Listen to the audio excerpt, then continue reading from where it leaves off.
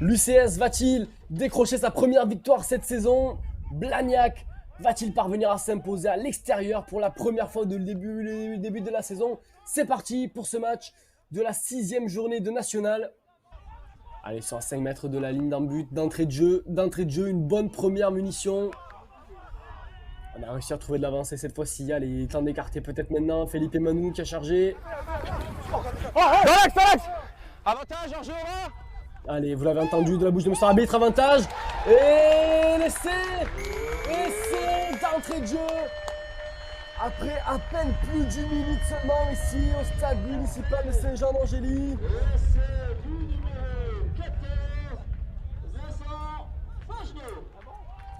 Et d'entrée de jeu, Vincent Pagenot, l'ailier, Kognacé qui inscrit le premier essai de ce match.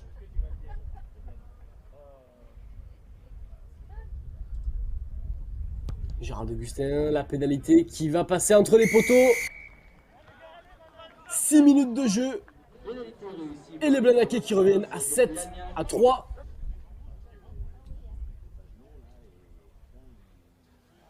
Allez, la pénalité qui va prendre une nouvelle fois la direction des poteaux. C'est réussi par Dany Antunes. Et Cognac qui reprend 7 points d'avance. 10-3 pour les Cognacés grâce à cette pénalité réussie par l'ancien buteur de Massy. Il n'y avait pas trop de rythme pour l'instant en ce début de match. Il y a eu cet essai hyper précoce inscrit par Vincent Pagenot.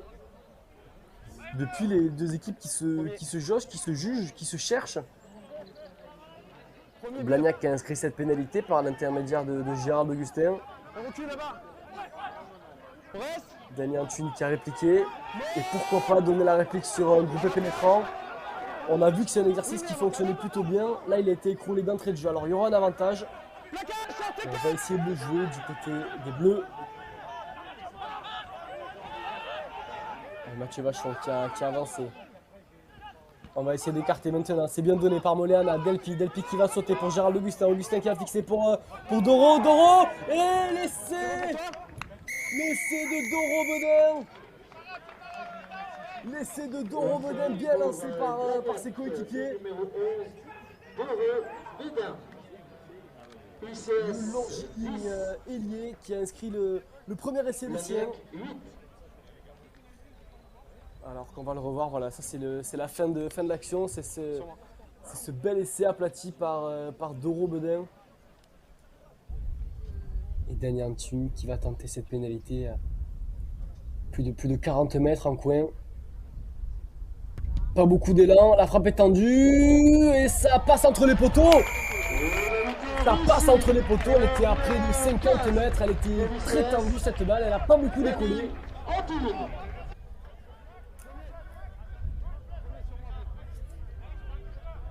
Les joueurs de Cognac qui vont disputer 2 matchs très importants après la réception de Blagnac. Ils vont jouer contre les 2 promus et dès le week-end prochain, un déplacement ô combien important à Rennes. Rennes qui est exactement dans la même situation, dans le même cas de figure que Cognac avec 5 défaites en 5 matchs. Ils jouent en ce moment sur la pelouse de Chambéry. Et là, Delpi qui a percé, qui va tenter un plaquage dommage. Il aurait pu transmettre pour son centre. Il y avait peut-être un 2 contre 1 à jouer. Ravier qui fait les bordures, Ravier qui progresse, qui n'est plus qu'à quelques centimètres de la ligne. Le ballon est là, il est dispo, il va être joué par les avants. Peut-être au ras de ce ruck. Nouvelle charge. Que va dire monsieur l'arbitre? Essai. Il est accordé cet essai.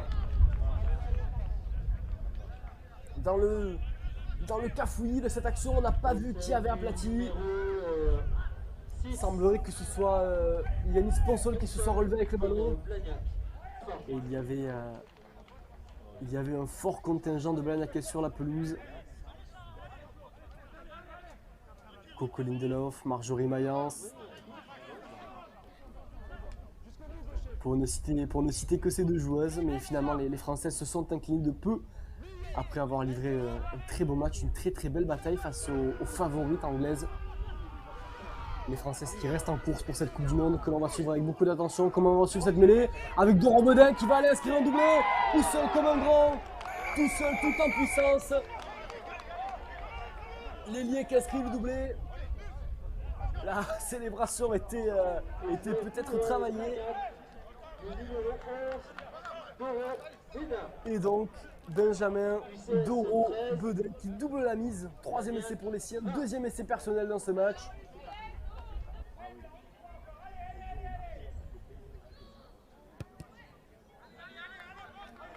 Et à l'heure de jeu, Valentin Delpy permet à Blagnac de mener 25-13 plus 12 pour les Hauts-Garonnais.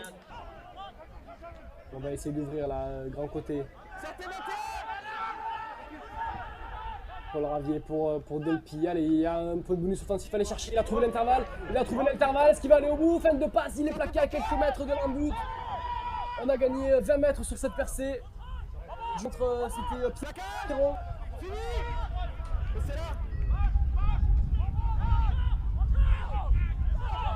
Faire preuve de patience. Il faut faire le Blagnac. Chercher cette quatrième essai. Delpy qui a vu le trou. Delpy qui va aller au bout. Delpy qui est pris par l'Ottawa. Doro Bedin qui est à quelques centimètres d'inscrire un triplé. Non, il est repris encore une fois. Ils sont à quelques centimètres d'inscrire le dernier essai. Les joueurs de Blagnac. Il ne manque rien pour inscrire le dernier essai. Il s'est retourné. Et l'essai de Collet pour Blagnac. Collet qui permet à Blagnac d'inscrire ce quatrième essai de bonus offensif. Blagnac qui va donc repartir de Cognac-Saint-Jean-d'Angély avec le plein de points. 30-13 en attendant la transformation. Le numéro 19, Collet.